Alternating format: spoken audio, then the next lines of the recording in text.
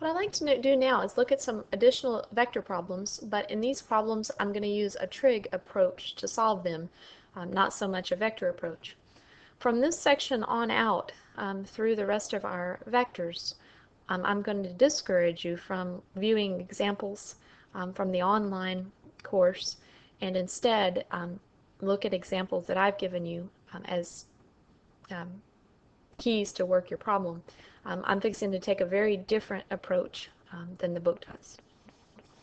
This particular example, it says write vector v in the form ai plus bj if the magnitude of v is 10 and the angle between the positive x-axis and v is 150 degrees. Okay, first of all, let's draw the situation. Okay, basically, if they give you a magnitude of 10, then that's telling you the length of your vector. The angle between the vector and your positive x-axis at 150 degrees, that's going to put us over in quadrant 2. And so I'll draw a vector out here in quadrant 2, having length of 10, and then we know the angle from here around is 150 degrees. Then we can draw a triangle, and we can use trig here. We know that the reference angle down would be 30 degrees. Okay, now, the problem being, on this particular example, the triangle that I know for 30 degrees does not have a hypotenuse of 10. But what I can do is I can use a theorem about similar triangles. I can call the horizontal length here A and the vertical length B. These are the things that I'm wanting to find. And I can come over to the side and I can say that this triangle that I have drawn is similar to a triangle that I know about. It has a 30-degree angle as the reference angle, and then its sides are square root of 3, that needs to be a negative, square root of 3, 1, and 2. And then I have a theorem about similar triangles that says that corresponding sides of similar triangles are proportional. And so in this case, what I can do, we see that the hypotenuse of 10 corresponds to the hypotenuse on the other triangle of 2. So I can start with that and say that 10 over 2 corresponds to, let's say, b over 1. Okay, in that case, I can use this proportion to find the value of b. Cross multiplying, I can multiply these values. So I'll have 2b equals to 1 times 10, which is 10, divide by 2, and I have b equals 5. Okay, I can do something very similar to be able to find a. I can once again start with my hypotenuse and say 10 as compared to 2 as, and then a as compared to negative square root of 3. Okay, once again, cross multiply. So I'll end up with 2a equals, let's say, negative 10 square roots of 3, divide by 2. And so I have a equals, I can reduce the negative 10 and the 2, so this will be negative 5 square roots of 3.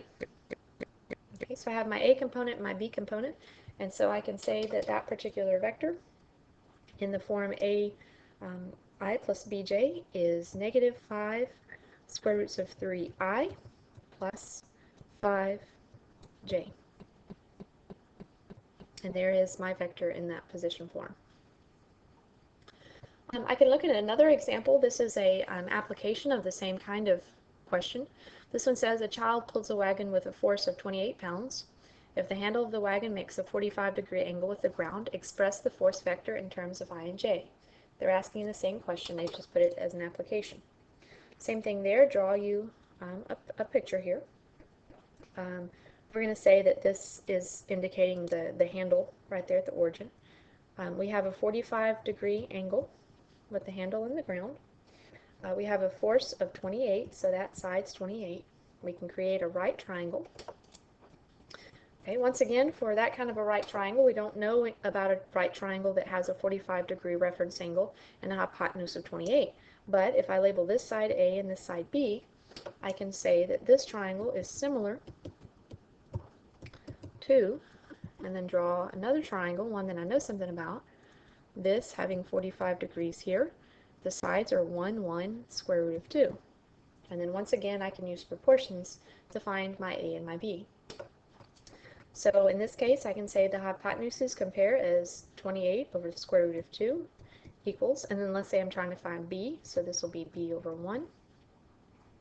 Okay, I can go on from here. I can cross multiply, so I'll have square root of 2b equals 28. Divide by square root of 2. So I have b equals 28 over square root of 2. Now I do need to rationalize that, so I'll multiply the top and the bottom by the square root of 2. And so I'll have b equals 28 square roots of 2 over 4. So that would end up equaling, divide by 4, and that will be 7 square roots of 2. Now in this case, you see that a and b must be equal. And so if I find b, then also, in this case, a must also equal 7 square roots of 2 since I had a 45-degree angle.